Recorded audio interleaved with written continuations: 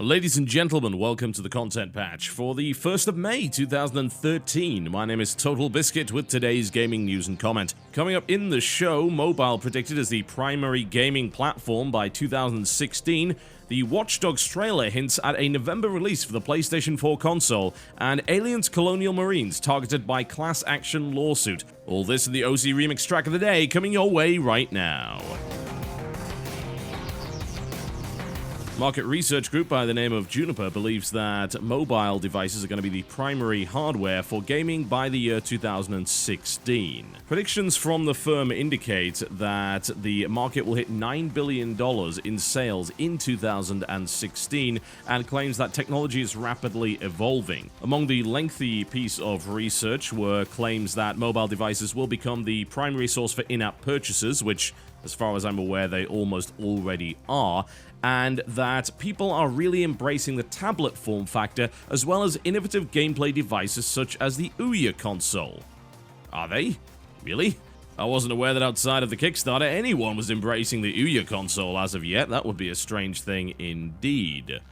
Right now, they're claiming that smartphones are still more popular than tablets, which is unsurprising considering you generally can't get a tablet on a mobile plan, on a contract that would reduce the overall cost of the actual device itself, meaning that these things are still not necessarily affordable for many people. However, one of the most interesting parts of this was the study clearly, quote, found a migration from portable games consoles to tablets and smartphones. They also pointed out that the freemium model is much harder to develop on portable consoles which mostly don't have 3G or 4G connectivity. They're not entirely wrong there. The PlayStation Vita, of course, has a 3G version, but the Nintendo 3DS and, of course, previous mobile consoles that are on the market have a reliance on Wi-Fi, which for some people is problematic, especially if you're in the US. There isn't actually that much Wi-Fi around at all, although there are some European countries where Wi-Fi is very, very easy to access and is far more prevalent. Of course, those countries are smaller and less spaced out. I don't necessarily agree with their assertion that freemium games are much harder to create on portable consoles, however. A lot of these consoles are connected to the internet, as we found out 66% of 3DSs had been connected to the internet. That's a fairly impressive number, and I imagine the PlayStation Vita numbers are much higher than that, considering the nature of that particular device. Of course, the constant stream of content is not necessarily required, although when they're describing freemium games, I have to imagine they're thinking about things like Farmville and not the more traditional look at the freemium idea. So we're looking for almost always-on connectivity there, which is, yes, something that a lot of portable consoles don't necessarily have all of the time, which limits your ability to actually play those particular games. There's a couple of other interesting statistics here. The notion that Windows is currently getting an actual market share in the tablet market. Interesting thing considering I just picked up a Razer Edge Pro. Not exactly representative of your average Windows 8 tablet, admittedly. It's the highest end you can possibly get. But it's intriguing to see whether or not people will actually pick this up, because of course Windows 8 devices can run Windows 8 games.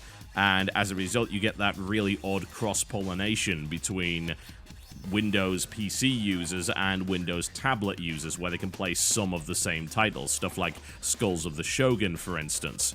It also means that you can play more traditional games on a Windows tablet device, although Windows phones are currently not exactly what I would call popular. The market share in Q1 of 2013 increased to 7.4%. for those, and of course there wasn't a market share at all in Q1 2012 because those devices did not exist. However, they are currently battling with Android and iOS. iOS holds the 48.2% share of the current tablet OS market, with Android coming up behind with 43.4%. So Android is close to surpassing the iPad right now. I suppose it probably depends on whether or not there will be a new iPad iteration that comes out anytime soon, or whether or not it manages to ignite passion in the market and interest in the consumers. Because right now, Android tablets, you've got more choice, and they are usually much, much cheaper. An iPad is a very expensive device. Smartphone market's kind of all over the place right now. Samsung is actually shipping the most units by the looks of it. They're outstripping Apple, so Android is definitely gaining an awful lot of clout right now. but it very much varies depending on where you go. Somewhere like Japan has actually, along with North America, a very, very strong iOS presence for phones, although European nations not so much. Bear in mind, of course, comparing iOS to Android is a little bit silly because there is one device that runs iOS, whereas there's a hell of a lot more devices that actually end up running Android. But to me, it's the tablet market that is the most interesting. I think we can all cry and scream from the rooftops that the idea of gaming going to mobile as a primary device is a bad idea, and I don't think anyone really disagrees with that if they're a core gamer, because these devices are not designed with core gameplay in mind. They simply cannot handle that. There are moves towards it. There are a lot of moves towards it. Moga is an example. The Moga actually just got the second iteration of their thing through in the mail. The first one was absolutely dreadful, designed as a controller for smartphones. You clip the smartphone in, it links up, and then you use a controller. The second one is more like a 360 pad. It's a lot better. And it seems like there's a lot of companies trying to produce these right now because there seems to be a demand for it. Why? Because people are sick of touchscreen gaming, and there are also core gamers saying, well, you know what, if we're going to be forced to use these bloody devices, then I damn well want a proper controller for it. Game Clip is a very popular idea. That just allows you to clip in a 360 or PlayStation 3 pad onto your phone and just link it through there. I mean, that only works, I think, with Android because of the nature of the iOS system, the fact that it's very locked down. But there's more of these devices coming out. And then you've got stuff like Razer Edge, for instance, which is an example of something that can actually play modern games. I can play Saints Row 3, for instance, on my Razer Edge. And the controls, well, you have to actually get a controller case for that, which is designed specifically around being able to use it or plug a 360 pad into it. Again, not an ideal solution, but it shows that there is innovation within this particular space. And I think there's a lot of developers and hardware manufacturers turning around and saying, yeah, we see this space, but what we also see is the idea that you can't really do core games on a touch screen. It just doesn't work out so well. There are only certain genres that really work there, and these genres are not traditionally the ones that are very popular amongst core gamers. You can do turn-based strategy. You can... That's actually kind of about it, isn't it, really? And for touchscreens, it's mostly turn-based strategy games that work really well. Card games as well. CCGs, that kind of thing.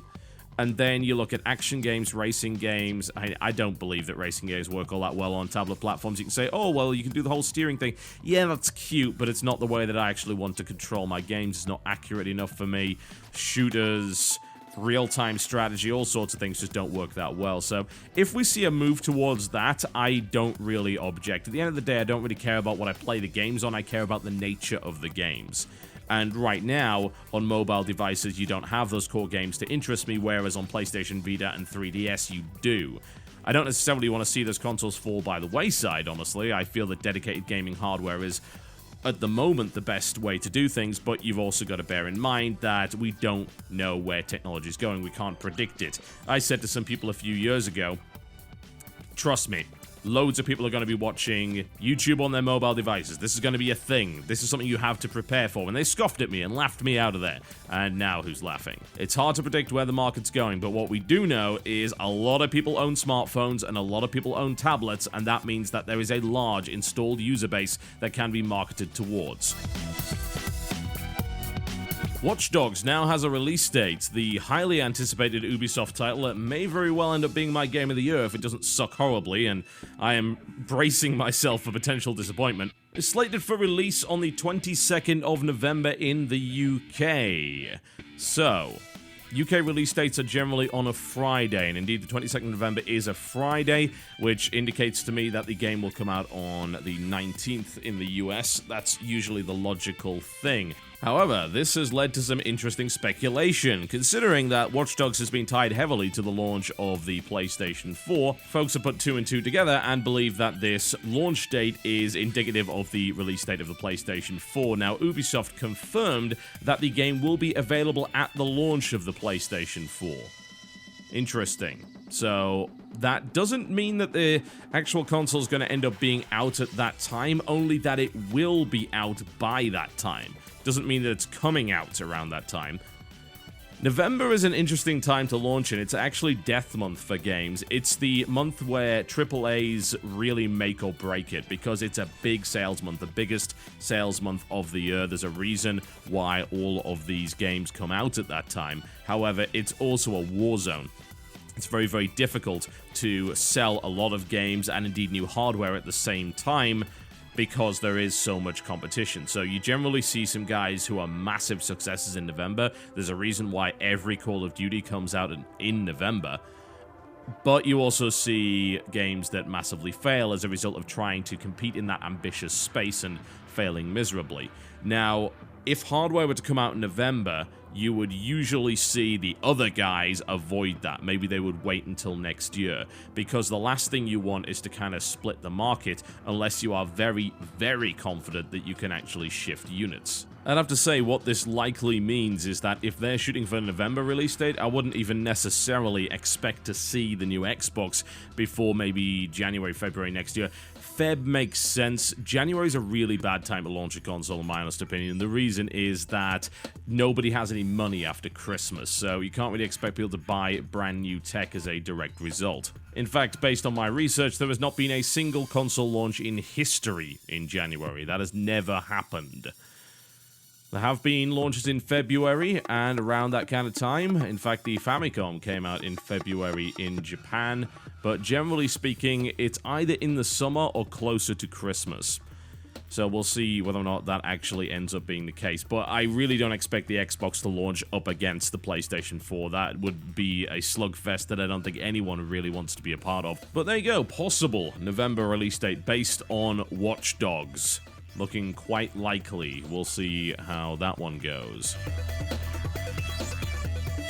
And finally, a class action lawsuit has been filed against Sega and Gearbox Software by a fellow called Damien Perrine, represented by the firm Edelson LLC and filed in the Northern District of California court. The suit claims that Sega and Gearbox falsely advertised Aliens Colonial Marines as a result of showing demos at trade shows like E3 and PAX, which were not actually representative of the final product. Now, this is of course something that we already know is the case. The so-called vertical slice of gameplay was clearly not representative of the game, and there have been many breakdowns which have indicated just how false many of these elements actually were.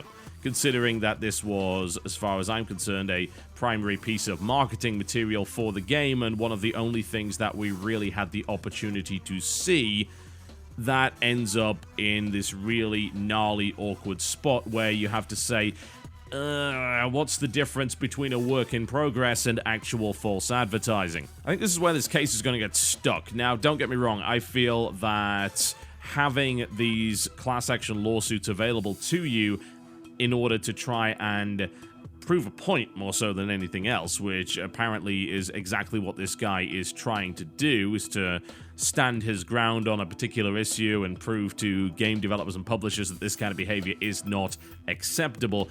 I think that they do have their place, definitely, and I think in this case it's probably the right way to go. Aliens Colonial Marines was a huge disaster. There's no real doubt about that. It was not a good game whatsoever. It was defended and excuses were made by Gearbox, and yet the game ended up being a complete and total mess. It was falsely advertised. The trailers and the main piece of footage, which was the vertical slice, was in fact a lie. It was not representative of the final product at all. However, the danger of a case like this is that it sets a precedent that says, you know what, if you show a vertical slice at a trade show of something that's clearly a work in progress, you better be sure that your game lives up to that in the final finished product. I think this is something of a unique case, simply because so much of what we'd seen was this vertical slice or pieces of gameplay taken from it.